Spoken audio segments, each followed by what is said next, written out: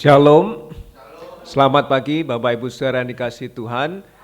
Pagi ini kita kembali berbakti bersama-sama di tempat ini. Tadi pagi sempat hujan deras sebelum sekolah minggu dimulai, tapi puji Tuhan kita boleh berkumpul bersama-sama di tempat ini. Mari kita perhatikan beberapa pengumuman dan warta jemaat berikut ini. Jemaat peserta acara di gedung gereja mohon tetap menerapkan protokol kesehatan, terutama diimbau untuk mengenakan masker ketika bernyanyi. Berikutnya, telah dibagikan celengan untuk tiap murid sekolah minggu Cibubur, mohon diisi di rumah masing-masing, lalu dikembalikan pada awal November nanti menjadi bekal kita mengadakan bakti sosial Natal di bulan Desember. Silakan murid-murid sekolah minggu, para orang tua mohon mendukung murid sekolah minggu untuk bisa mengumpulkan dana bakti sosial Natal melalui celengan yang sudah dibagikan. Berikutnya, mulai Maret 2024 petugas kebaktian dicari dari yang setia ikut sekolah minggu. Mulai Maret 2024 panitia keanggotaan akan menantang anggota yang sudah 2 tahun ya tidak aktif untuk mengundurkan diri atau pindah keanggotaan. Mungkin ada satu opsi lagi untuk kembali aktif ya. Jadi kita selalu terbuka, kalau mau dengan kita ya silahkan, tapi kalau sudah dengan gereja lain ya tidak apa-apa.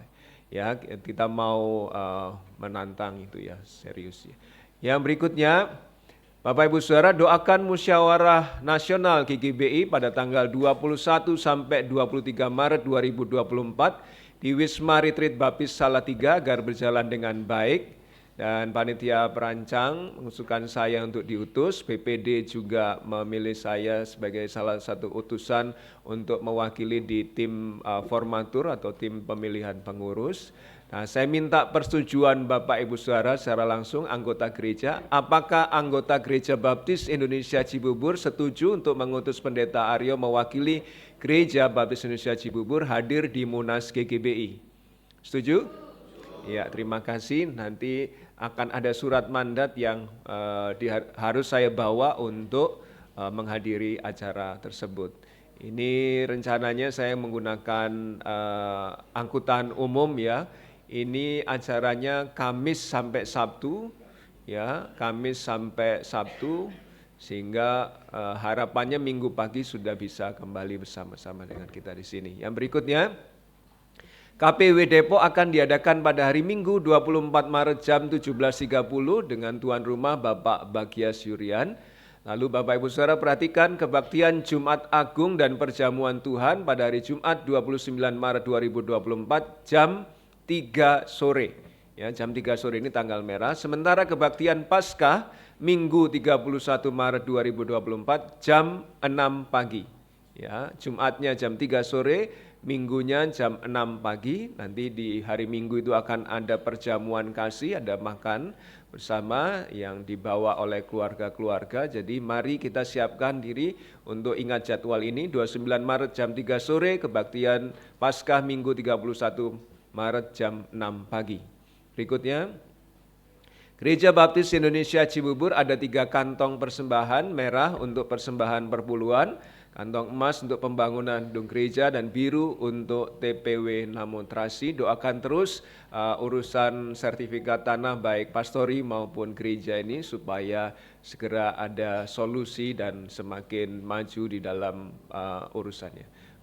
Berikutnya, persembahan Bapak Ibu Saudara yang mengikuti secara online bisa ditransfer ke nomor rekening BCA atas nama Krisnawati 8770859027 akan dilaporkan di WhatsApp grup gereja.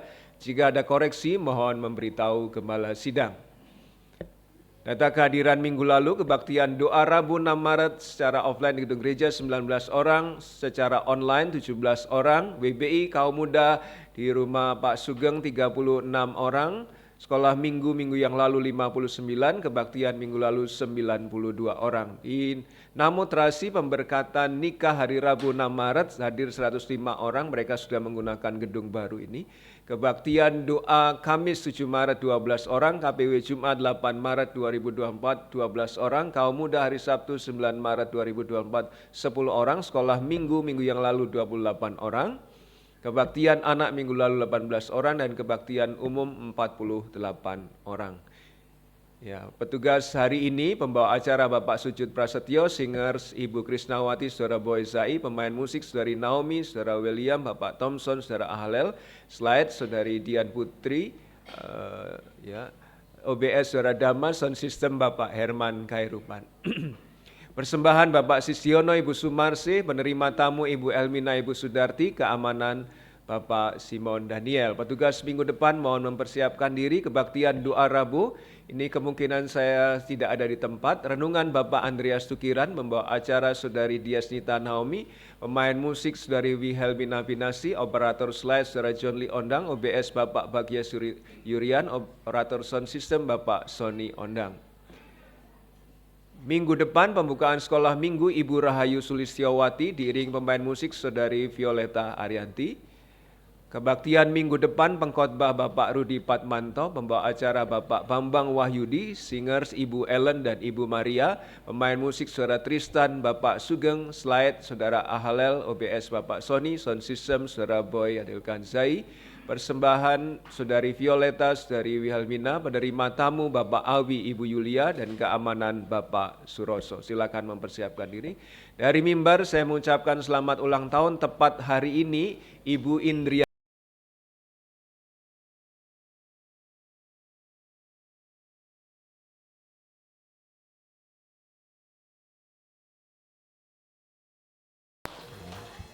Demikian pengumuman dan warta jemaat. Bapak Ibu Saudara bisa mengucapkan secara langsung ketika bertemu orangnya atau melalui WhatsApp grup gereja Bu Indri yang berulang tahun hari ini. Mari kita masuki kebaktian pagi ini dengan khidmat. Selamat berbakti, Tuhan memberkati.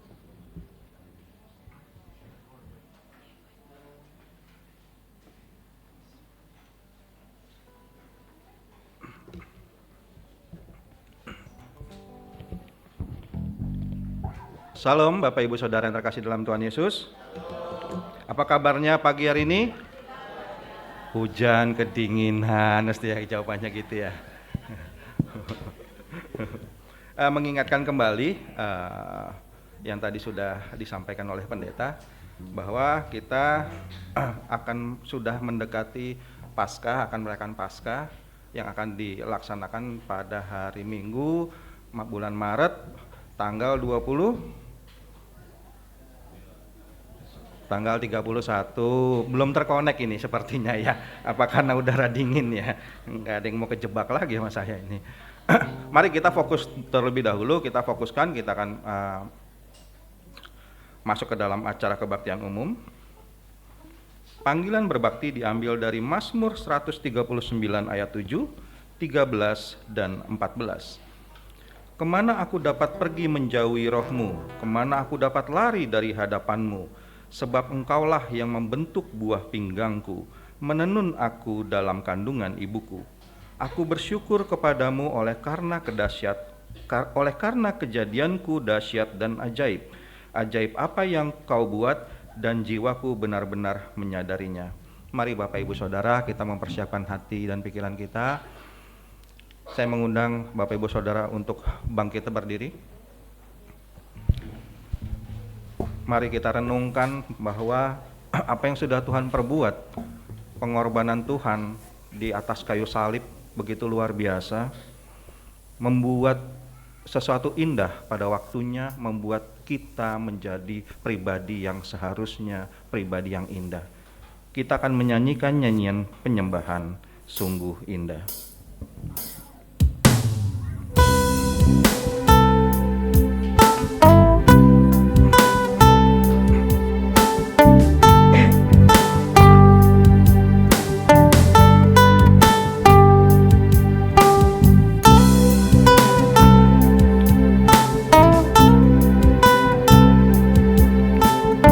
Mari kita nyanyikan lagu ini penuh dengan hikmat. Kita renungkan kata setiap katanya. Kemanakah aku dapat pergi menjauhi rohmu yang suci, kau sahabat,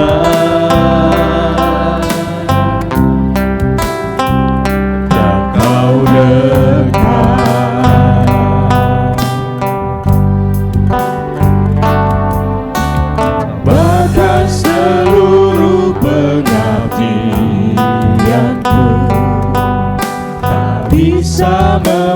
membalas kesetiaan-Mu, sungguh mulia dan berharga. Mari kita sama-sama katakan, sungguh besar pengorbanan-Mu ya Allah. Besar pengorbanan-Mu bagiku, terlalu dalam untuk dimengerti. Sungguh besar, Sungguh indah yang Kau pikirkan tentangku. yang Kau pikirkan tentangku, tak terselami bagiku. Sungguh indah. Kita akan menyanyikan satu kali lagi. Mari Bapak Ibu Saudara kembali saya mengingatkan, Kemanakah aku dapat pergi, menjauhi Roh-Mu yang suci, Kau sahabat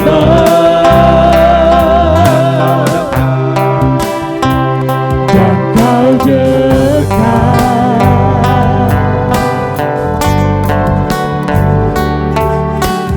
Bahkan seluruh pengabdianku tak bisa membalas kesetiaan-Mu, sungguh mulia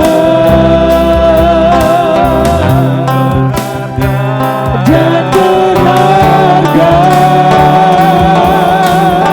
sungguh besar Yesus. Sungguh besar pengorbanan-Mu bagiku, terlalu dalam untuk dimengerti.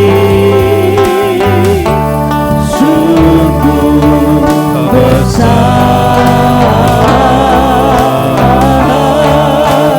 sungguh indah yang Kau pikirkan tentangku, tak terselami bagiku.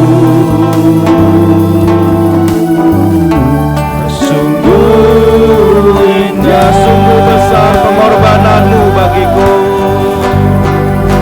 sungguh besar pengorbanan-Mu bagiku, terlalu dalam untuk dimengerti. Sungguh besar, Sungguh indah, sungguh indah yang Kau pikirkan tentangku, tak terselami bagiku. Sungguh indah.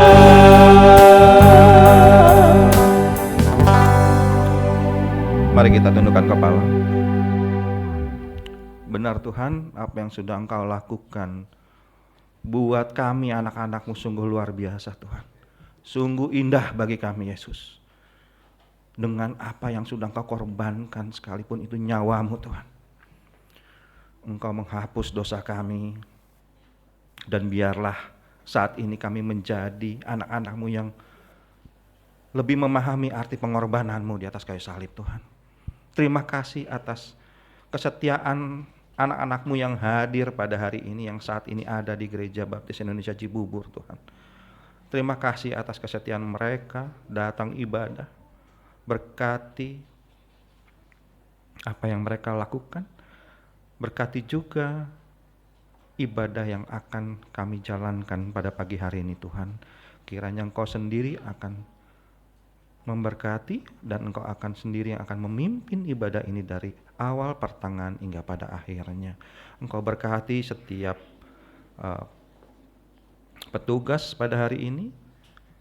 Engkau juga tidak lepas memberkati hamba-Mu Pendeta Aryo Basuki yang akan memberikan pemahaman tentang kebenaran firman-Mu. Kiranya biarlah hanya hikmat yang keluar dari mulut beliau, Tuhan.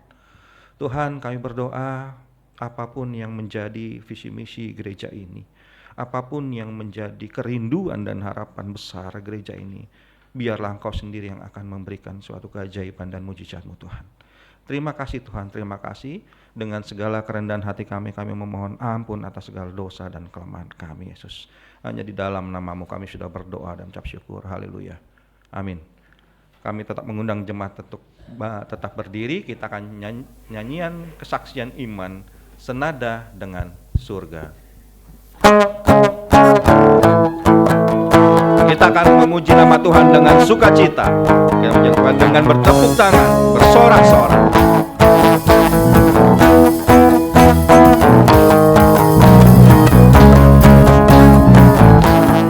Kita akan rasakan bahwa Tuhan akan hadir, kuasanya mengalir, melawat setiap hati kami.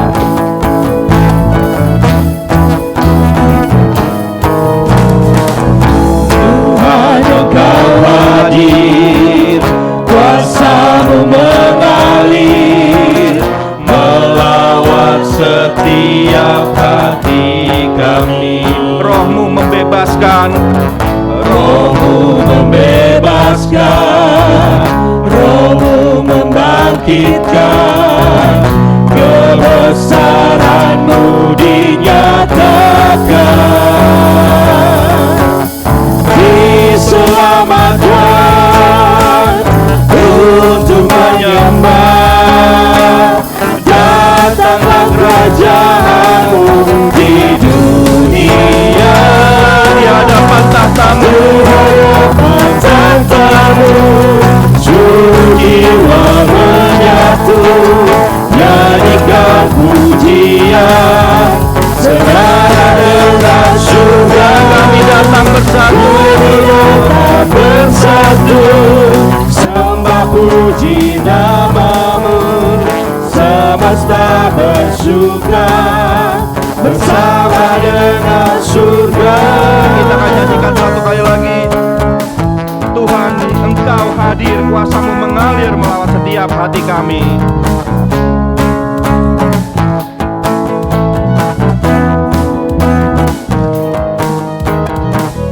Tuhan Engkau hadir, kuasa-Mu mengalir, melawat setiap hati kami. Roh-Mu membebaskan, Roh-Mu membangkitkan, kebesaran-Mu dinyatakan. Diselamatkan untuk menyembah, datanglah kerajaan-Mu di dunia. Di hadapan tahta-Mu, seluruh jiwa menyatu, nyanyikan pujian senada dengan surga. Kami datang bersatu, sembah puji nama-Mu, semesta bersuka bersama dengan surga. di hadapan tahta-Mu, Yesus. Tahta-Mu, seluruh jiwa menyatu, nyanyikan pujian senada dengan surga. Kami datang bersatu, sembah puji nama-Mu, semesta bersuka bersama dengan surga.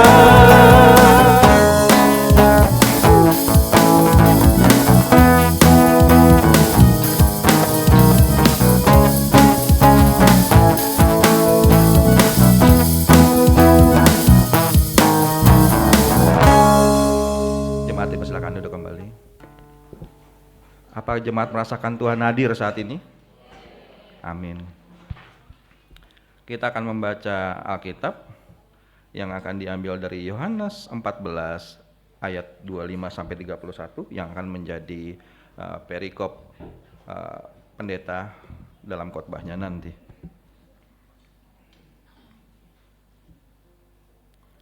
Saya akan membacakan terlebih dahulu, jemaat akan membacakan ayat berikutnya sampai selesai. Ayat 25, semuanya itu kukatakan kepadamu selagi aku berada bersama-sama dengan kamu. Tetapi penghibur yaitu Roh Kudus yang akan diutus oleh Bapa dalam namaku, dialah yang akan mengajarkan segala sesuatu kepadamu dan akan mengingatkan kamu akan semua yang telah kukatakan kepadamu. Damai sejahtera ku tinggalkan bagimu, damai sejahteraku kuberikan kepadamu. Dan apa yang kuberikan tidak seperti yang diberikan oleh dunia kepadamu. Janganlah gelisah dan gentar hatimu. Kamu telah mendengar bahwa aku telah berkata kepadamu, aku pergi, tetapi aku datang kembali kepadamu. Sekiranya kamu mengasihi aku, kamu tentu akan bersukacita karena aku pergi kepada Bapa-Ku, sebab Bapa lebih besar daripada aku. Dan sekarang juga aku mengatakannya kepadamu sebelum hal itu terjadi, supaya kamu percaya apabila hal itu terjadi.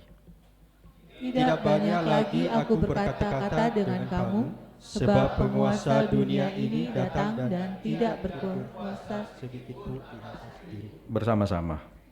Tetapi supaya dunia tahu bahwa aku mengasihi Bapa dan bahwa aku melakukan segala sesuatu seperti yang diperintahkan Bapa kepadaku. Bangunlah, mari kita pergi dari sini. Amin. Demikian firman Tuhan yang akan disampaikan nanti oleh pendeta.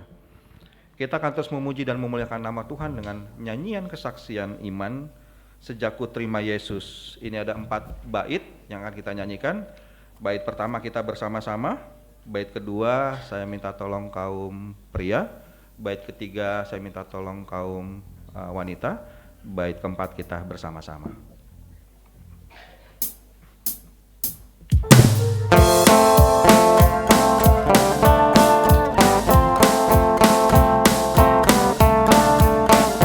Kita bersama-sama. Perubahan ajaib sungguh ku alami sejak ku terima Yesus. Hidupku disinari terang surgawi sejak ku terima Yesus. Sejak ku terima Yesus. Sejak ku terima Yesus.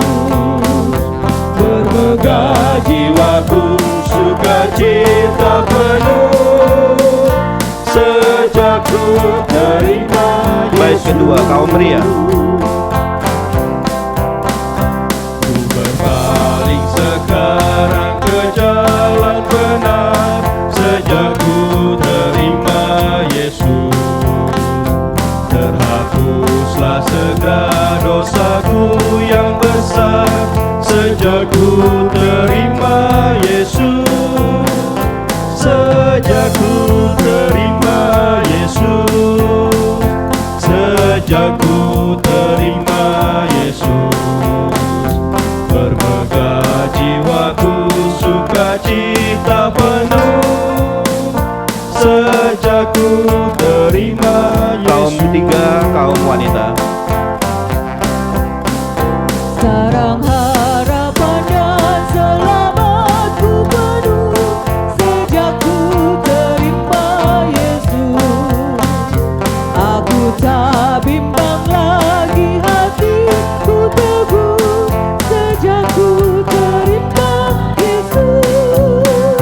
Sejak ku terima Yesus. Sejak ku terima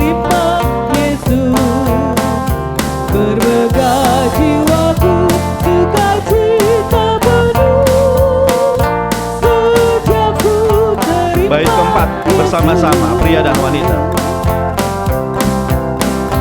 Tersedia di surga tempat bagiku sejak ku terima Yesus.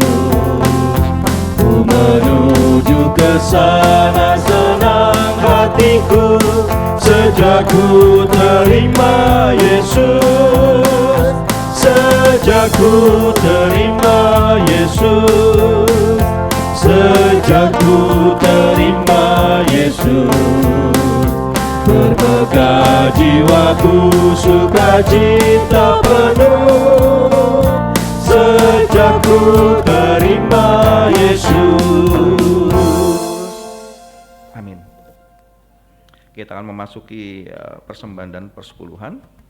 Untuk petugas mohon dipersiapkan. Seruan memberi diambil dari 2 Korintus 9 ayat 6 sampai dengan 8. Camkanlah ini, orang yang menabur sedikit akan menuai sedikit juga, dan orang yang menabur banyak akan menuai banyak juga. Hendaklah masing-masing memberikan menurut kerelaan hatinya, jangan dengan sedih hati atau karena paksaan. Sebab Allah mengasihi orang yang memberi dengan sukacita. Dan Allah sanggup melimpahkan segala kasih karunia kepada kamu, supaya kamu senantiasa berkecukupan di dalam segala sesuatu, dan malah berkelebihan di dalam berbagai kebajikan. Pak Sis, mohon untuk pimpin doa persembahan dan persepuluhan.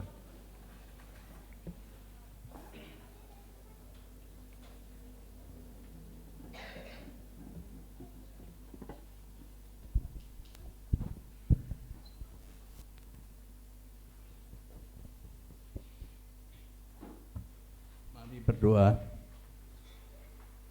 Allah yang kekal, Allah yang kami puji selalu, Allah yang Maha Kuasa, Bapa di dalam Tuhan Yesus Kristus. Pagi ini kami boleh memuji dan memuliakan nama-Mu ya Tuhan Yesus. Terima kasih Engkau telah menuntun dan membimbing anak-anak-Mu boleh berkumpul di sini di tempat-Mu yang kudus ini Tuhan. Terima kasih untuk berkat Tuhan yang Tuhan berikan di dalam kehidupan anak-anak-Mu ini. Engkaulah Allahku yang luar biasa. Saat ini kami ingin memberikan sedikit berkat yang Tuhan berikan kepada kami dan kami kembalikan untuk Engkau ya Tuhan. Tidak berarti bagi Tuhan karena memang sedikit sekali, namun Tuhan tolong berkati, Tuhan tolong jamah, kiranya menjadi berkat bagi pelayanan baik di surga maupun di bumi, teristimewa di jemaat-Mu di Bubur ini Tuhan. Terima kasih Tuhan Yesus. Inilah doa kami, ampuni kami jikalau tidak berkenan di hati Tuhan. Terima kasih Tuhan Yesus. Amin. Amin. Selagi kantong persembahan diputarkan, kita akan mempersiapkan dengan lagu persembahan tersebut dan juga persiapan firman Tuhan yang diambil dari NP 273, Damai dan Tenang.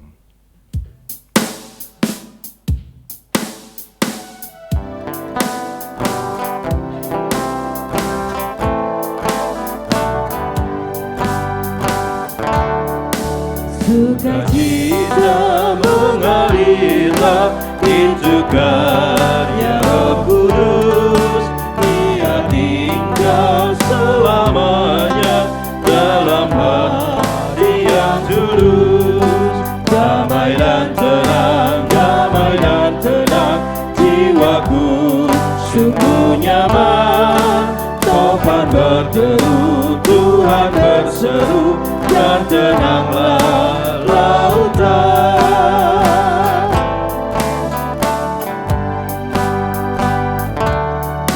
Bagaikan turunnya hujan dan bagai sinar surya, Roh penghibur dicurahkan, dari surga datangnya.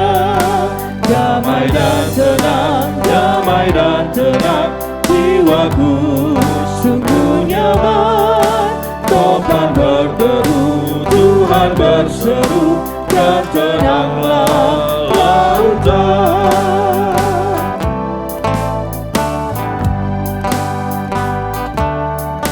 Kepenuhan cita karena Roh Kudus datang.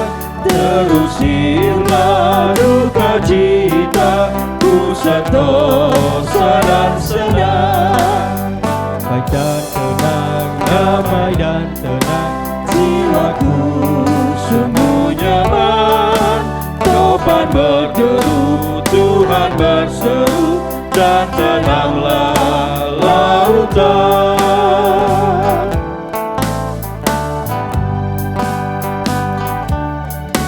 Dalam hidupku Saya mengundang jemaat untuk bangkit berdiri. Kita akan persiapkan ibadah yang akan dilakukan oleh pendeta.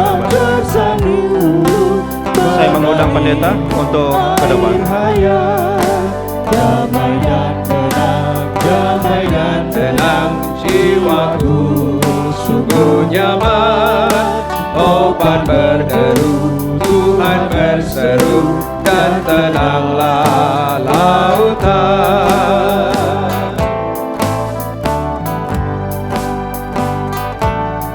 Sungguh ajaib keselamatan, wajah Tuhan ku pandang. Dalam roh hidupku aman, sungguh damai dan tenang. Damai dan tenang, damai dan tenang, jiwaku sungguh nyaman. Topan berderu, Tuhan berseru, dan tenanglah lautan.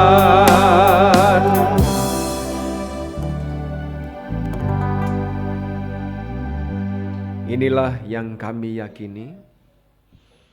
Mungkin ada badai di dalam kehidupan kami, tapi ketika Tuhan berseru untuk menghentikan atau menenangkan badai itu, maka tenanglah lautan, badai dalam kehidupan kami.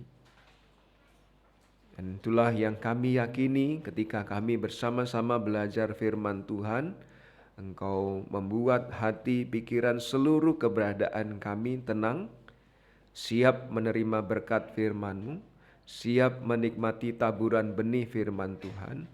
Berkuasalah atas hamba-Mu yang menyampaikan, berkuasalah atas seluruh jemaat-Mu untuk belajar bersama-sama, sehingga kami semua menikmati berkat firman Tuhan seutuhnya dan tidak ada yang merenggut dari hidup kami.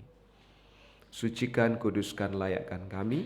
Di dalam nama Tuhan Yesus Kristus kami mohon pimpinan-Mu. Haleluya. Amin. Silakan duduk kembali Bapak Ibu Saudara.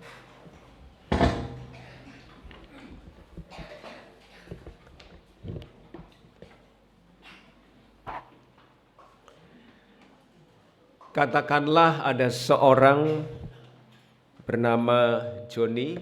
Nggak ada yang di sini ya bernama Joni. John Lee ada, Johnny nggak ada ya. Ya. Dapat uang 200 juta. Lalu itu undian ya, dia dapat undian 200 juta. Lalu dia pergi ke bank mencairkan hasil undian itu, menjamin bahwa uangnya masuk ke nomor rekeningnya, dan setelah dicek, minta print out, dicetak rekeningnya, buku rekeningnya. Oh benar dapat 200 juta. Begitu dia lihat di buku rekeningnya itu, rekening tabungannya 200 juta, dia bersuka cita. Bawaannya ujung bibirnya kanan kiri tertarik semua, senyum, senang. Ya, ketemu satpam bank senang ya. Biasanya orang kalau pergi ke bank lihat buku rekeningnya mulai cemberut ya. Karena saldonya nggak ada, tapi Joni ini senang ya karena ada 200 juta. Lalu kemudian dia mengendarai sepeda motor yang sudah diparkir, tapi lihat sepeda motor senyum sendiri juga, karena pikirannya 200 juta tadi ya. Ketemu satpam bank senyum, ambil sepeda motor, lihat sepeda motornya senyum gitu ya. Sampai di perjalanan, di pertigaan menuju rumahnya, kena macet. Ya. Biasanya kalau macet dia sudah ngomel-ngomel, tapi karena pikirannya dipenuhi 200 juta tadi, terbayang-bayang di rekeningnya yang sudah dilihat 200 juta, kebawa senyum terus. Enggak emosi, enggak marah, meskipun macet 30 menit ya dari biasanya, lebih lama dari biasanya. Menjelang nyampe rumah, ya, bannya kena paku, bocor. Aduh. Biasanya begitu rencananya terganggu, dia cemberut, marah, ngomel-ngomel, menggerutu. Tapi karena pikirannya hari itu dipenuhi dengan 200 juta, senyum. Ya, senang. Begitu nyampe rumah, ketemu keluarganya, dia sukacita. Meskipun masalah ada kemacetan, ada ban bocor, itu semua sudah dilewati. Tetap senyum dan sampai ke rumah senyum juga memberitahu keluarganya dengan sukacita. Bapak Ibu Saudara, pikiran yang sukacita mempengaruhi respon sikap terhadap keadaan yang terjadi di sekitar kita. Ya, kalau anak-anak atau murid-murid ke sekolah terus ketemu gurunya marah-marah, ini ada apa sih Bu Guru, Pak Guru marah-marah? Bisa jadi di rumah ada sesuatu yang tidak membuat sukacita, kena imbasnya murid-muridnya kena marah terus. Ya. Tapi Pak Joni ini enggak ya, karena dapat 200 juta, begitu lihat di buku rekeningnya 200 juta, ketemu satpam senyum, lihat sepeda motor senyum, macet tetap senyum, ya, ban bocor tetap senyum, sampai di rumah senyum ya. Karena ada pikiran yang positif itu ya. Bapak Ibu Saudara yang dikasihi Tuhan, jika Pak Joni fokus pikirannya diarahkan pada 200 juta itu, dan kemanapun dia pergi dia selalu tersenyum karena pikirannya berpusat pada 200 juta yang sudah dia miliki itu, bagaimana dengan kita? Pak, kalau saya dapat 200 juta ya senyum-senyum terus Pak. Harga beras lagi mahal, harga ini lagi mahal. Bapak Ibu Saudara, kita akan bersama-sama belajar tentang sukacita di dalam Tuhan, dan yang menyampaikan itu adalah Yesus yang akan menghadapi salib. Dia Maha Tahu, dia akan tahu bakal diapakan dirinya, bakal diludahi, bakal diberi mahkota duri. Minggu ini minggu kesengsaraan Yesus ya, kita mengenang itu semua. Bakal diberi mahkota duri, bakal diludahi, bakal ditombak, bakal dicambuk. Ya. Dia tahu itu semua akan terjadi, tapi justru sebelum itu terjadi, dia menghibur dan menguatkan hati para murid untuk damai dan bersukacita. Kenapa? Apa karena ada 200 juta di rekening? Ya, bukan. Ya. 3 alasan ini yang dipakai oleh Yesus untuk mengajak atau memotivasi, menghibur, menguatkan murid-muridnya untuk bersukacita meskipun tidak ada 200 juta di rekening mereka. Pertama, apa yang menjadi sukacitanya? Yaitu bersukacita karena Yesus pergi kepada Allah Bapa. Loh, Pak Pendeta ini gimana? Wong ditinggal Yesus kok malah sukacita? Ya, ayat 28.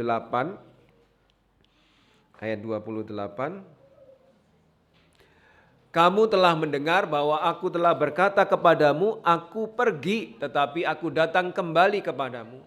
Sekiranya kamu mengasihi aku, kamu tentu akan bersukacita karena aku pergi kepada Bapakku, sebab Bapa lebih besar daripada aku. Itu bagian bawahnya itu. Kamu tentu akan bersukacita karena aku pergi kepada Bapakku, sebab Bapa lebih besar daripada aku. Bersukacita karena Yesus pergi kepada Allah Bapa. Loh kok bisa? Tapi ada bagian di mana di ayat 28 itu Bapa lebih besar daripada aku. Ini oleh kelompok saksi Yehova, meskipun sekarang sejak zaman Gus Dur kalau tidak salah, saksi Yehova ini dimasukkan ke Kristen, tetapi tidak benar-benar mengajarkan sesuai yang orang-orang Kristen yakini pada umumnya. Menganggap ayat pasal 14 ayat 28, no, ini petunjuk bahwa Yesus itu lebih kecil daripada Allah Bapa. Dan lebih jauh lagi, Yesus itu bukan Allah. Ya, karena Yesus sendiri pernah mengatakan, Bapa lebih besar daripada aku. Tapi dia lupa ayat-ayat yang lain di dalam Injil Yohanes, bahwa Yesus menyatakan dirinya satu dengan Allah Bapa karena dia berkata, aku dan Bapa adalah satu, sampai orang Yahudi yang paham artinya itu ambil batu dan mau melempari Yesus. Orang Yahudi yang ada pada waktu paham bahwa menyatakan aku dan Bapa adalah satu itu menyatakan dirinya setara dengan Allah Bapa. Dan ketika dia orang-orang Yahudi kemudian menanggapi, jadi kamu menganggap dirimu sama dengan Allah Bapa? Yesus enggak mengoreksi, oh enggak, bukan begitu maksudku. Tidak, Yesus tidak mengoreksi. Justru dia mengklaim, menyatakan, ya, justru kalau kamu mau mendapatkan hidup kekal, kamu harus percaya kepada Allah Bapa, juga percaya kepadaku. Ya. Jadi ayat ini, Bapa lebih besar daripada aku, bukan menunjukkan Yesus tidak setara dengan Allah, tidak setara dengan Allah Bapa. Yesus tetap adalah Allah, tetapi Yesus menyebutkan Bapa lebih besar daripada aku, ini konteksnya inkarnasi. Karena Yesus adalah Allah yang menjelma menjadi manusia dengan cara menambahkan sifat manusia ke dalam sifat kealahannya, ya, sehingga dia Allah sejati sekaligus manusia sejati, dan karena keberadaannya itu dia tunduk kepada Allah Bapa untuk melakukan kehendak Allah Bapa, sehingga Yesus menyebut Bapa lebih besar daripada aku, karena dia mengatakan itu dalam konteks dia sedang menjadi Allah sekaligus manusia. Dia dalam konteks inkarnasi yang harus tunduk kepada kehendak dan perintah Allah Bapa. Makanya Yesus menyebut Bapa lebih besar daripada aku. Bapa lebih besar daripada Yesus juga dalam konteks ketundukan Yesus kepada kehendak Allah Bapa, bahkan sampai dia harus menjalani mati di kayu salib. Menurut Filipi pasal 2 ayat 9 sampai 11, dia setia, dia taat, bahkan sampai mati di kayu salib. Tetapi klaimnya tetap aku dan Bapa adalah satu. Di Yohanes 10 ayat 30 itu menyatakan baik Bapa maupun Yesus adalah Allah, keduanya setara. Meskipun pada ayat ini yang oleh kelompok saksi Yehova dianggap ini bukan Allah. Ya. Tetapi tidak demikian pemahamannya. Itu dalam konteks reinkarnasi, dalam konteks inkarnasi, dalam konteks ketundukan Yesus kepada Allah Bapa. Kembalinya Yesus kepada Bapa, kenapa kok harus membuat para murid bersukacita? Karena itu berarti Yesus kembali kepada kedudukannya yang semula di surga. Kembali kepada kemuliaannya yang dia miliki, yang dia tanggalkan sementara ketika dia menjadi manusia. Ya. Dia kembali kepada otoritasnya atas segala sesuatu. Kalau beberapa KPW sudah ada belajar pelajaran 10, kemarin KPW Kranggan belajar 10, mungkin Depok baru minggu depan, Cibubur sudah, Ciracas kayaknya belum, saya lupa ya. Tapi di Efesus pasal 1 ayat 20 sampai 22 itu berkata bahwa segala sesuatu telah diletakkan di bawah kaki Kristus. Artinya tunduk takluk di bawah kaki Kristus. Sehingga kalau Yesus kembali kepada Allah Bapa, kembali kepada kemuliaannya, kembali kepada otoritasnya atas segala sesuatu, ini membuat para murid bersukacita.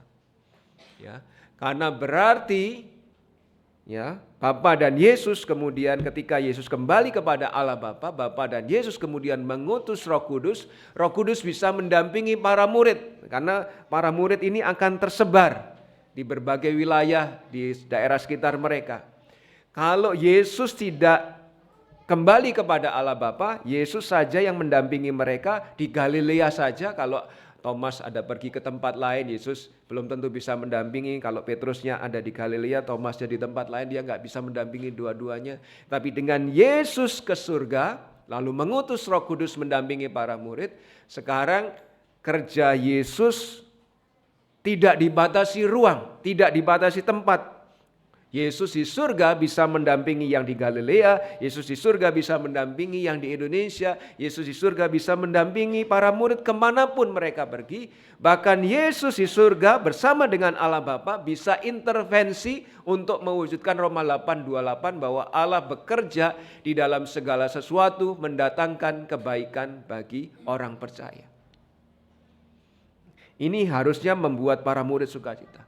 Kalau aku naik ke surga ketemu Allah Bapa, kerja Yesus itu tidak dibatasi ruang atau tidak dibatasi tempat, bisa intervensi dari surga kemanapun tempat kalian berada. Tersebar, ada 11 murid Yesus tersebar ke 11 tempat, Yesus tetap bisa mendampingi, Yesus tetap bisa intervensi. Itu yang membuat para murid harusnya bersukacita. Itu juga yang membuat kita bersukacita. Karena dimanapun kita berada, Yesus beserta. Nggak harus di gedung gereja ya. Ini pagi ini Pak Awi tidak bisa hadir karena menghadiri pemakaman kakak dari papahnya. Ya. Yesus beserta dia.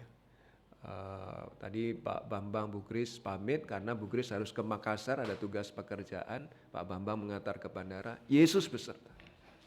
Kalau Yesus ada di sini secara fisik, ya Yesus hanya ada di sini. Tapi karena Yesus ada di surga, dimanapun anak-anaknya berada, di sini di tempat lain, ya Yesus hadir, Yesus menyertai, Yesus bisa intervensi, Yesus bisa menolong untuk melakukan, mendatangkan kebaikan bagi orang percaya.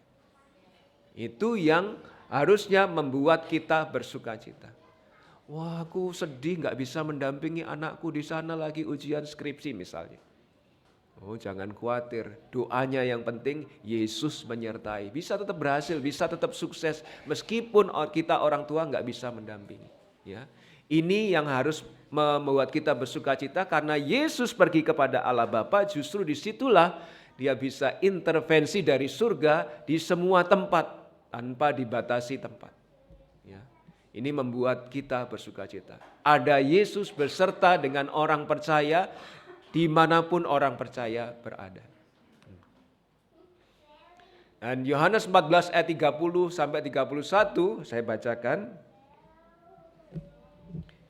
Tidak banyak lagi aku berbicara dengan kamu sebab penguasa dunia ini datang, maksudnya iblis. Ia tidak berkuasa sedikit pun atas diriku, artinya iblis tidak berkuasa atas Yesus. Tetapi dunia harus tahu bahwa aku mengasihi Bapa dan bahwa aku melakukan segala sesuatu seperti yang diperintahkan Bapa kepadaku. Bangunlah, marilah kita pergi dari sini. Artinya Yesus dengan dia naik ke surga ketemu Allah Bapa, Yesus itu menyatakan kedaulatannya atas iblis. Dan ketika Yesus masih ada di dunia, Yesus juga berdaulat atas nyawanya sehingga kalau dia sampai di salib itu bukan karena dia kalah dengan iblis, tapi karena dia sedang melakukan kehendak Bapa untuk menggantikan manusia berdosa. Dan dikatakan di ayat 28, kamu telah mendengar bahwa aku telah berkata kepadamu, aku pergi tetapi aku akan datang kepadamu, datang kembali. Tapi datang kembali ini dalam ada 3 pengertian. Datang kembali ketika Yesus bangkit dari kematian, 3 hari setelah dia dimakamkan, dia dibangkitkan, dia bangkit dari kematian, bertemu dengan para murid. Itu pengertian yang pertama. Dia datang kembali dalam pengertian nanti, ya, pada kedatangan yang kedua kali, ya, bukan pada saat setelah kebangkitan, tapi nanti pada datangan yang kedua kali. Dan yang ketiga, dia datang kembali berupa Roh Kudus yang mendampingi para murid. Semuanya betul. Karena itu juga akan diwujudkan bahwa dia memang benar akan datang kembali, belum terjadi pada masa kini. Dia juga menampakkan diri kepada para murid setelah kebangkitan. Dia juga mengirim Roh Kudus untuk mendampingi para murid. Sehingga Yohanes 14 ayat 28 bahwa Yesus akan datang kembali itu terwujud, sudah terwujud dan akan terwujud. Apalagi alasan kita bersukacita? Kalau Pak Joni tadi alasan bersukacita karena punya 200 juta di rekeningnya, meskipun itu bisa habis juga dalam sekejap. Tetapi para murid Yesus kita bersukacita karena Yesus pergi kepada Allah Bapa. Kita juga bersukacita karena ternyata Yesus mengirimkan Roh Kudus di ayat 26.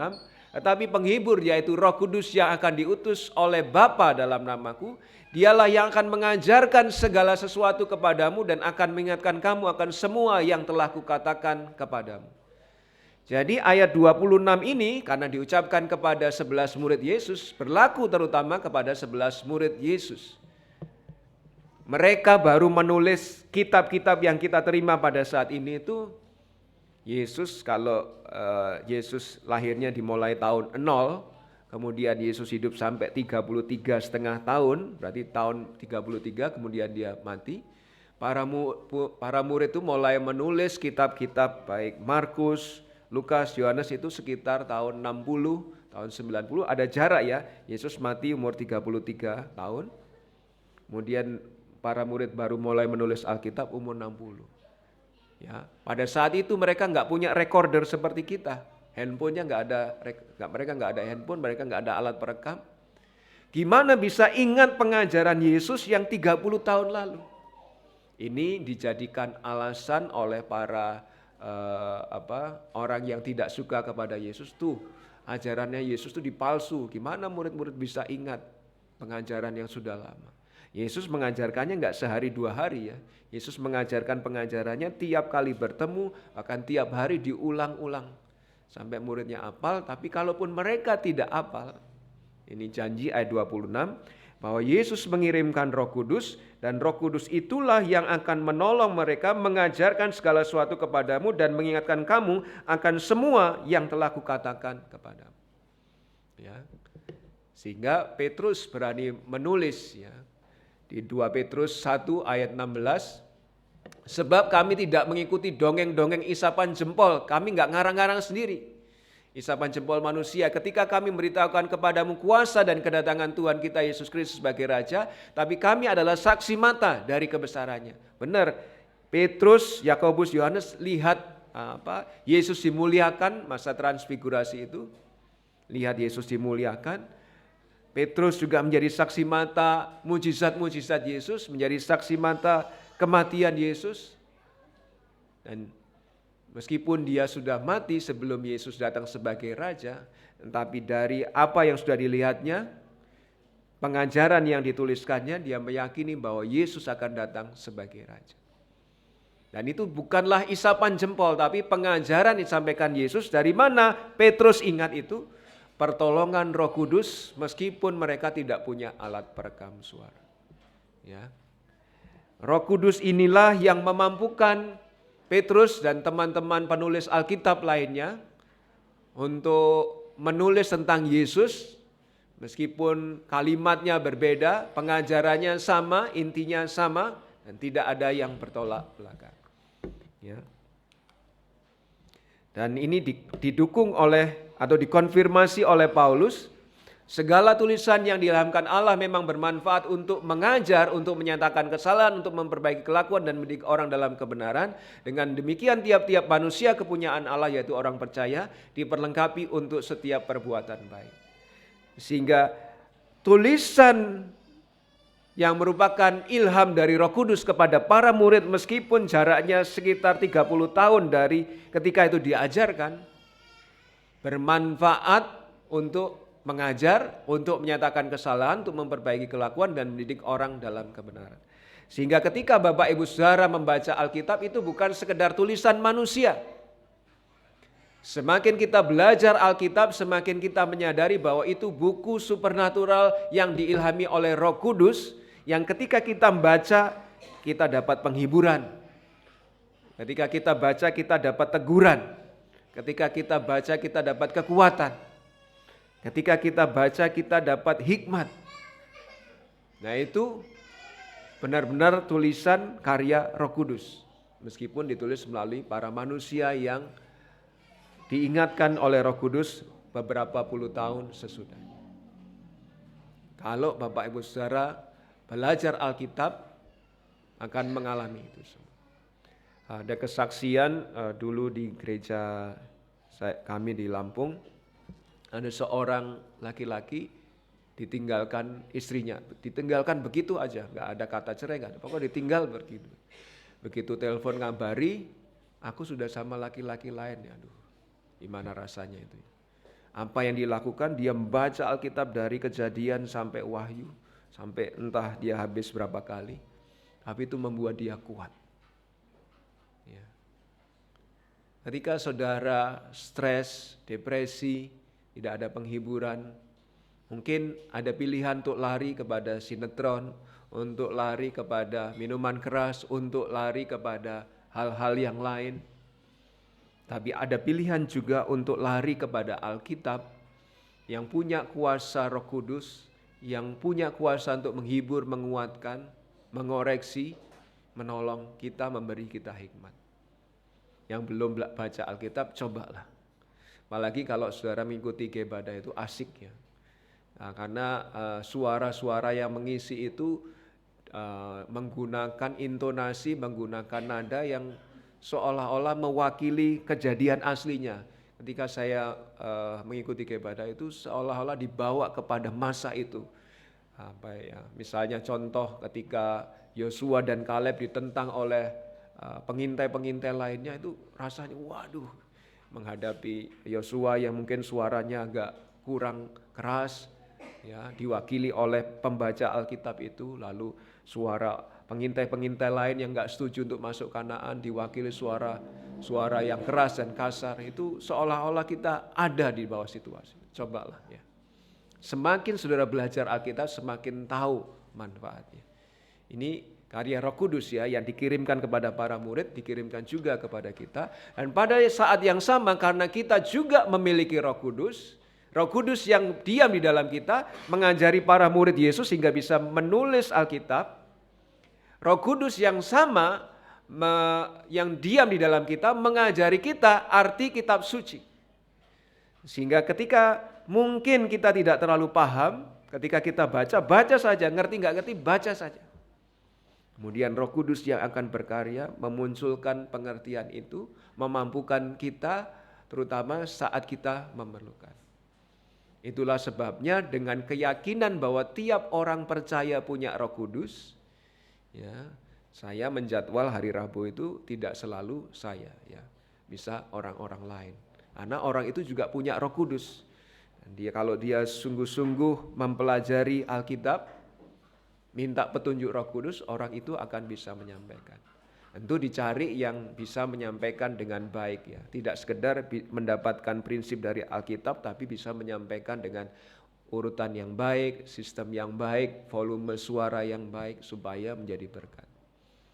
Ya, kalau bisa belajar Alkitab tapi volume suaranya enggak kurang baik, orang enggak ngerti, cari apa sih orang ini. Ya. Meskipun bisa menggali isi Alkitab, kita cari yang bisa menyampaikan dengan baik, urutannya juga baik, sistematis, dan bisa dimengerti oleh orang lain. Sehingga kalau Bapak Ibu Saudara tidak paham ayat Alkitab, yakinlah ada Roh Kudus di dalam diri orang percaya, mintalah pertolongan Roh Kudus untuk mengajarkan sesuatu dari Alkitab itu. Ya. Dan ini enggak otomatis ya. Harus belajar Alkitab dengan tekun, termasuk menghafalnya sebanyak yang kita bisa. Ketika kita menghadapi situasi tertentu, kita oleh karya Roh Kudus diingatkan. Ya, seperti yang saya contohkan minggu lalu, ketika mau ngomong kasar, oleh Roh Kudus diingatkan Amsal ini. Ya, kalimat yang baik yang memberikan kesembuhan, menyegarkan. Sehingga nggak jadi ngomong kasar. Atau ketika digodai untuk lihat video porno, di handphone ya misalnya. Kita diingatkan jauhilah percabulan dari Korintus. Ya, itu karya Roh Kudus ya. Dan itu perlu kerja, bagian kita adalah menghafal, mengingatnya. Sebisa yang kita mampu, bisa kok. Ya, bisa ya. Ada nenek-nenek yang belajar gitar akhirnya bisa main gitar. Ya, kalau komitmen belajar kita bisa. Pak, umur saya sudah sekian, apa bisa menghafal ayat? Bisa. Ya, jangan meremehkan berkat Tuhan di otak kita ya. Tapi kita juga harus menafsirkan Alkitab dengan benar, harus memastikan bahwa kita tidak keluar dari jalur. Kita cross check dengan para peneliti Alkitab yang sudah lebih dahulu mengerjakan PR-nya, sudah lebih dahulu meneliti ayat-ayat itu, sehingga kita tidak keluar jalur. Belajarlah Alkitab. Ya, mohon maaf pagi ini tidak bisa ikut sekolah minggu saya. Tadi baru selesai menjelang kebaktian ya. Tapi puji Tuhan, ya Bapak Ibu Saudara setia belajar sekolah minggu, tapi mohon tidak dibatasi sekolah minggu saja, belajarlah tiap hari di dalam kehidupan kita. Saya bersyukur ketika ada jemaat yang share renungan, ya saya menyempatkan membaca, mempelajari. Tapi kalau share renungan, lalu saudara di Japri ditanyain orang lain, jangan marah ya. Ya, kalau share renungan di Japri, Pak ini maksudnya apa? Dijawab, itu akan memacu pikiran kita untuk bekerja lebih baik lagi sehingga, wah apa ya ini jawabannya ya? Itu saya yang nulis, jawabannya gimana ya? Sehingga kita semakin pintar lagi, semakin baik lagi. Orang yang bertanya, kita jawab dapat berkat, kita pun sendiri semakin meningkat pengetahuannya, semakin baik ya. Jadi harus kita kerjakan bagian kita, belajar ya. 1 Korintus 2 ayat 12 kata Paulus, kita tidak menerima roh dunia, tetapi roh yang berasal dari Allah supaya kita tahu apa yang dikaruniakan Allah kepada kita. Sehingga kita tahu artinya karena kita punya roh Allah, bukan roh dari dunia. Ya. Ini memastikan kita bisa belajar Alkitab, kita punya modal, kita punya pertolongan yang dari Roh Kudus. Jadi galilah firman dan mintalah Roh Kudus untuk mengungkapkan kepada kita hal-hal yang dari Allah. Bukan sekedar yang mau nyampaikan firman Tuhan ya, yang minta petunjuk Roh Kudus. Tapi kita semua, karena dalam hidup sehari-hari, misalnya gimana ya supaya saya bisa ngajarin anak saya untuk begini begitu. Nyari di Alkitab, minta petunjuk Roh Kudus. Dikasihlah ayat Alkitab kepada anaknya, hafalkan ini. Ya, supaya kamu juga bisa mengalami perubahan. Ini tanggung jawab orang tua ya. Orang tua nggak sekedar nyuruh anaknya sekolah minggu, kalau bisa orang tuanya juga ikut sekalian. Semua belajar sekolah. Ya, ada teman saya itu anaknya majelis, ketika dia tanya kepada bapaknya, Pak ceritanya Daniel itu gimana sih? Nggak tahu, tanya guru sekolah minggu, padahal bapaknya majelis ya. Jangan sampai seperti itu ya. Kalau nyuruh anaknya belajar, mari kita orang tua juga belajar. Ya, mintalah Roh Kudus mengingatkan kita bagian kitab suci yang telah kita pelajari pada saat kita perlu. Ada godaan video porno, diingatkan jauhi percabulan. Ada godaan untuk ngomong kasar, diingatkan Amsal. Ambillah perkataan yang menyegarkan, yang lemah lembut. Ya, kita tidak menyampaikan kalimat-kalimat yang kasar. Kita bersukacita di dunia yang penuh kesusahan ini, meskipun harga-harga naik, meskipun rekening kita nggak ada 200 juta. Karena Yesus telah kembali kepada Bapa sehingga bisa intervensi dari surga atas kehidupan kita di berbagai tempat yang ada di dunia ini. Kita juga bersukacita karena Yesus mengutus Roh Kudus untuk mengajar kita sehingga kita punya hikmat dalam menjalani hidup. Ini gimana ya? Pemasukan nggak nambah, harga-harga naik. Gimana caranya supaya bisa tetap jalan, bisa tetap persembahan, bisa tetap mendukung pekerjaan Tuhan, bisa tetap hidup, bisa tetap bayar sekolah anak. Itu Roh Kudus yang akan menolong. Ya, kita juga bersukacita, ini alasan yang ketiga. Sekali lagi dari 3 alasan ini enggak ada alasan rekening 200 juta di tangan kita. Alasan yang pertama karena Yesus pergi kepada Allah Bapa. Alasan yang kedua karena Yesus mengutus Roh Kudus untuk mengajar kita. Dan alasan yang ketiga kita bersukacita karena Yesus sendiri memberikan damai sejahtera kepada kita. Ya 27, damai sejahtera ku tinggalkan bagimu, damai sejahtera ku, ya bukan dunia ya, ku berikan kepadamu dan apa yang ku berikan tidak seperti yang diberikan oleh dunia kepadamu. Janganlah gelisah dan gentar hatimu meskipun harga-harga naik. Ya, gak usah gelisah dan gentar hatimu. Nah, damai sejahtera Kristus ini tidak seperti yang dunia berikan. Kalau dunia mungkin kalau mau damai sejahtera, udah belajar meditasi, berpikir kepada satu titik, nah udah tenang saja di situ. Ya. Itu dunia. Begitu keluar dari ruangan meditasi, menghadapi tantangan hidup, menghadapi tuntutan pekerjaan, menghadapi kebutuhan-kebutuhan keluarga, nggak sejahtera lagi, nggak damai lagi. Ya, karena yang diajarkan dunia sementara. Damai sejahtera yang kita miliki dalam Kristus itu karena pertama, Kristus telah menanggung hukuman dosa kita di kayu salib. Artinya masalah kita dengan Allah selesai. Kapanpun kita mati, bagaimanapun caranya kita mati, kita damai, kita dijamin masuk surga bukan karena kita baik, Tapi karena dosa-dosa kita sudah diselesaikan oleh Kristus di kayu salib, maka ini seperti orang yang berjalan, sudah tahu bakal menuju kemana, sudah tahu bahwa akhir hidupnya akan menang, itu yang membuat kita tenang, damai sejahtera. Kalau Pak Joni tadi, dia tahu dia punya 200 juta, maka dia senyum terus. Kita orang percaya, kita tahu akhir hidup kita di mana, di surga. Kita tahu akhir hidup kita di mana, dosa-dosa kita diampuni. Itu yang membuat kita tenang. Alah, kalau akhirnya aku harus mati kan, ya matinya menuju surga. Nyantai aja, tenang aja, damai sejahtera. Lupa kebutuhan hidup gimana? Kebutuhan hidup itu ya pasti akan ada naik turun. Kadang bisa terpenuhi, kadang harus menahan diri sehingga tidak bisa memenuhi. Kadang juga harus menunggu sampai itu terpenuhi. Gak selalu kehidupan kita sukses terus, tidak selalu. Meskipun kehidupan kita tidak selalu sukses terus, tidak selalu lancar terus, tidak selalu lampu hijau terus, tapi akhirnya kita tahu surga. Akhirnya kita tahu ketemu Allah Bapa. Akhirnya kita tahu dapat rumah di surga. Akhirnya kita tahu segala dosa kita diampuni. Itu membuat kita jalan tenang. Aku tahu akhirnya ke sana kok. Tenang aja. Itu yang membuat damai sejahtera kita. Ya. Itu yang membuat kita tenang. Damai sejahtera Kristus kita alami di masa-masa sulit karena Kristus berjanji, damai sejahteraku kuberikan kepadamu.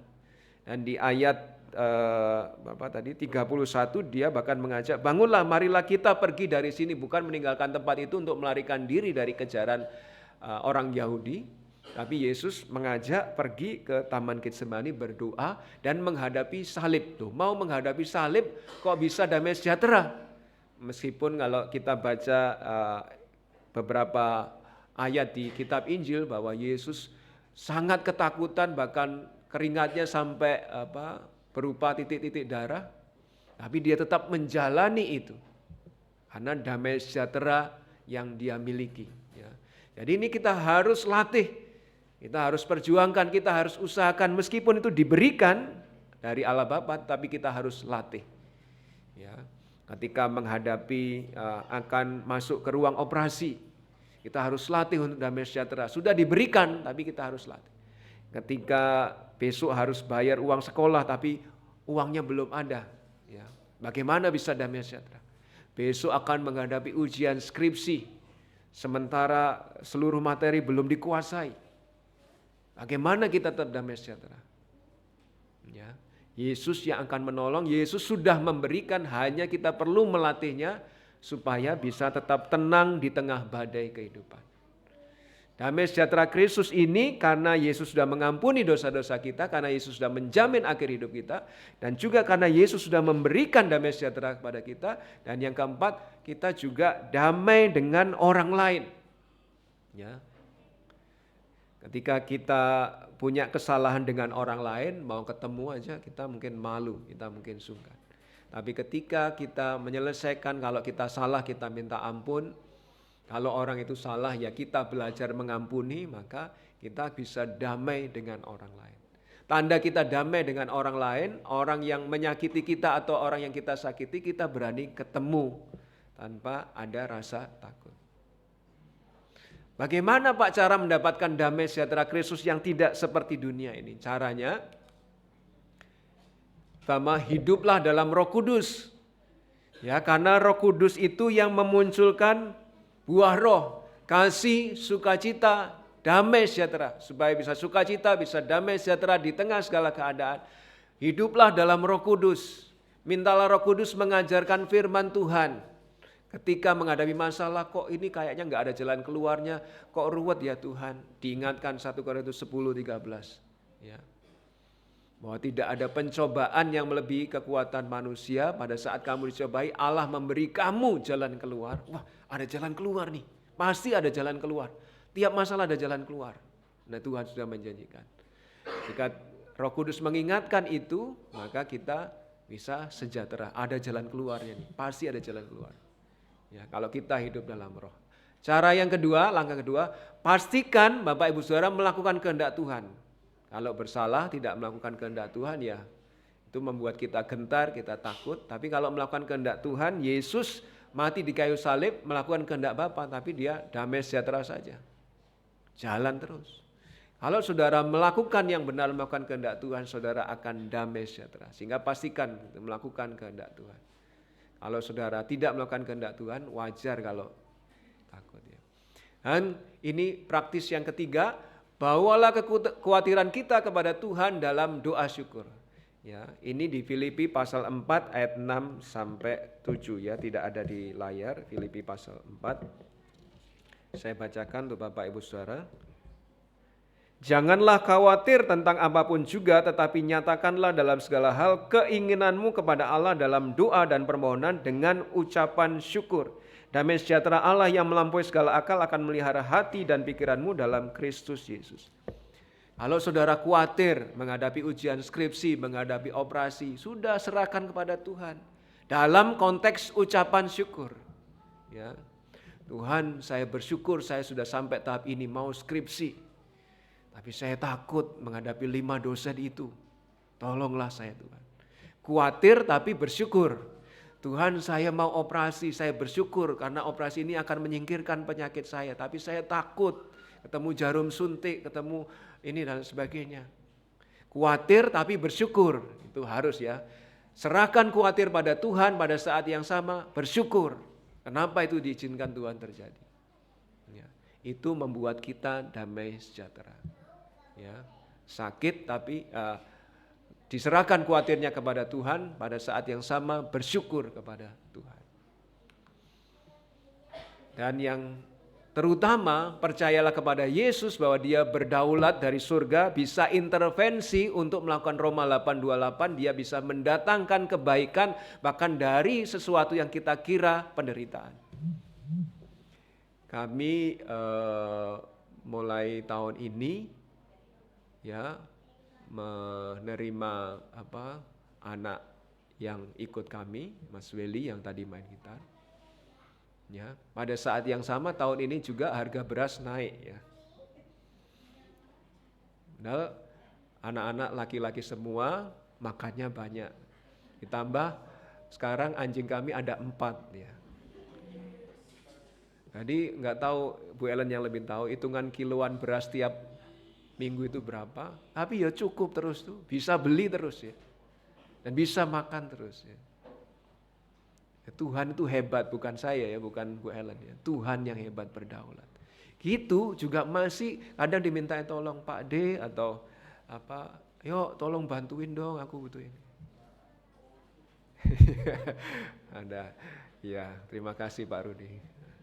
Om tolong bantuin Om. Ya. Siapa yang memenuhi kebutuhan itu? Tuhan. Dan karena kondisi keuangan gereja kita masih belum naik ya, tahun ini nggak naik gaji, nggak apa-apa ya, santai saja, damai sejahtera saja. Tuhan yang mencukupi, Tuhan berdaulat kok. Saya nggak perlu jadi anggota legislatif supaya gajinya naik, nggak perlu ya. Tetap gembala sidang. Ya, karena Tuhan berdaulat. Ketika saudara percaya kepada kedaulatan Tuhan, ketika kami di dalam keluarga, saya milih Ganjar, Bu Ellen milih Pak Prabowo, udah percaya saja kepada kedaulatan Tuhan. Siapapun presidennya, Tuhan berdaulat kok. Nggak takut ya, damai sejahtera saja. Bapak Ibu Saudara yang dikasihi Tuhan, Tuhan Yesus yang naik kepada Bapa supaya bisa intervensi kehidupan kita dari segala tempat. Lalu mengutus Roh Kudus yang bisa mengajarkan kita prinsip-prinsipnya, solusi-solusi jalan keluar dari tantangan kehidupan kita. Dan juga memberikan kita damai sejahtera dan sukacita.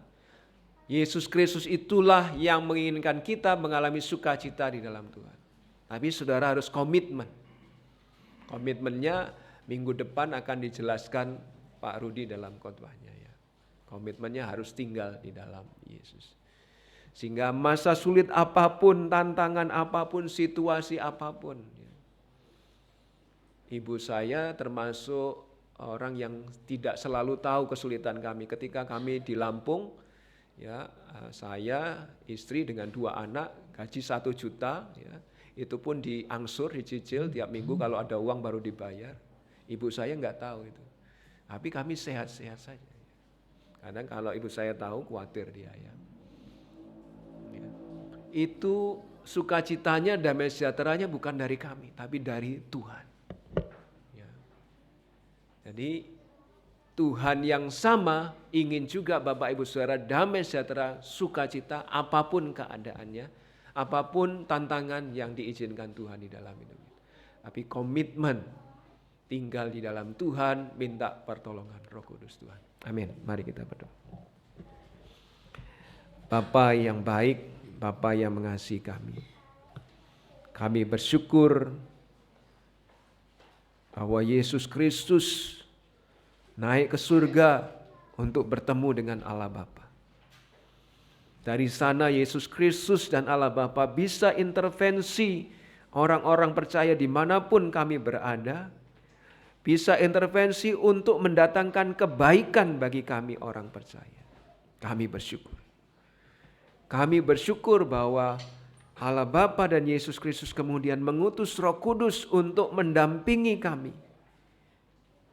Memberi kami firman Tuhan menjadi kekuatan penghiburan kami di kala susah, di kala sedih, di kala menghadapi tantangan. Terima kasih juga bahwa Yesus yang dari surga itu memberikan damai sejahtera di dalam hidup kami untuk mampu menghadapi tantangan apapun dalam kehidupan ini. Sehingga tidak ada alasan bagi kami untuk tidak bersukacita.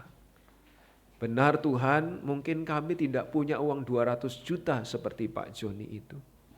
Tapi kami punya 3 alasan untuk bersukacita senantiasa di dalam Tuhan. Tolonglah kami tetap tinggal di dalam Tuhan.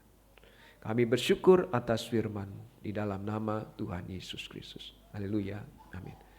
Mari kita berdiri dan kita merespon benaran firman Tuhan ini dengan menyanyi lagu Roh-Mu yang hidup menjadi damai sejahtera kita.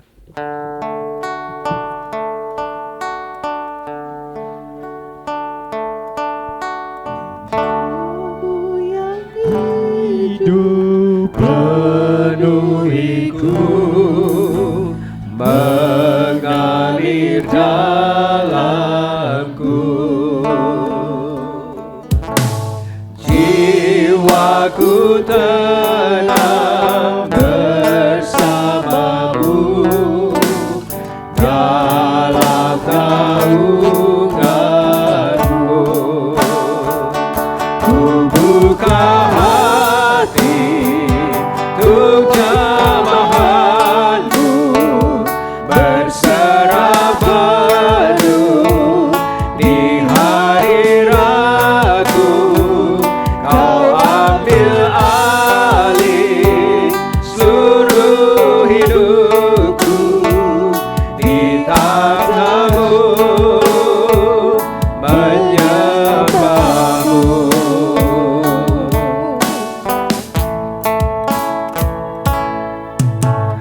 Roh-Mu yang kudus pulihkanku, Engkaulah damaiku. Ku hidup oleh anugerah-Mu yang menyertaiku. Ku buka hati, ku buka hati untuk jamahanmu, berserah penuh di hadiratku. Kau ambil alih seluruh hidupku, di tatamu menyembahmu.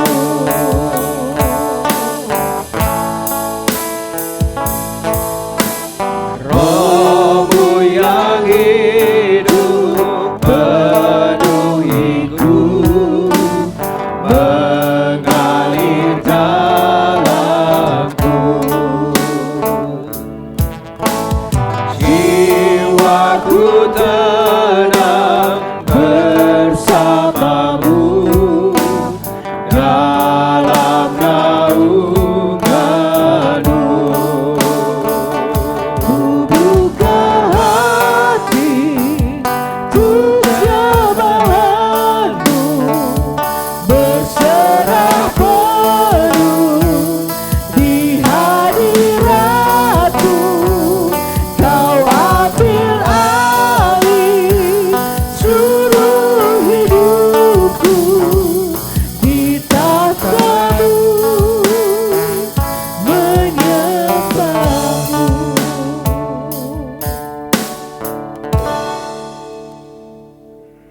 Tolonglah kami hidup mengandalkan tuntunan dan pimpinan Roh Kudus-Mu, sehingga kami damai, tenang, dan sukacita apapun keadaan yang Tuhan izinkan terjadi dalam kehidupan kami.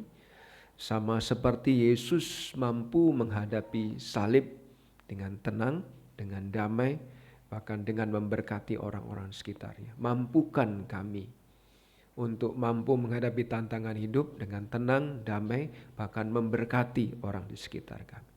Terima kasih atas pimpinan Tuhan dari awal, pertengahan, hingga akhir kebaktian ini. Kiranya Tuhan berkenan akan bakti kami.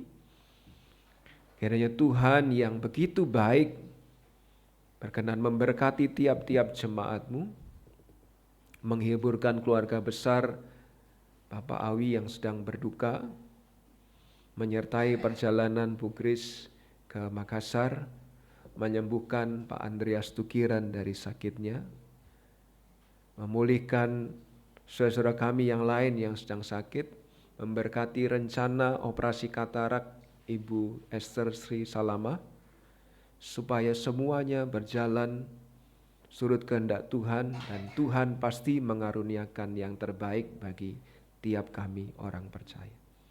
Berkatilah jemaat-Mu satu persatu, baik dewasa maupun anak-anak, baik pria maupun wanita, untuk mengalami kuasa penyertaan Tuhan di dalam hidup mereka, untuk mengalami rezeki dari Tuhan atas usaha pekerjaan mereka, untuk mengalami pemulihan kesehatan yang dari Tuhan, untuk mengalami kuasa dari Tuhan sehingga bisa hidup mengasihi Tuhan dan menjadi berkat bagi sesamanya.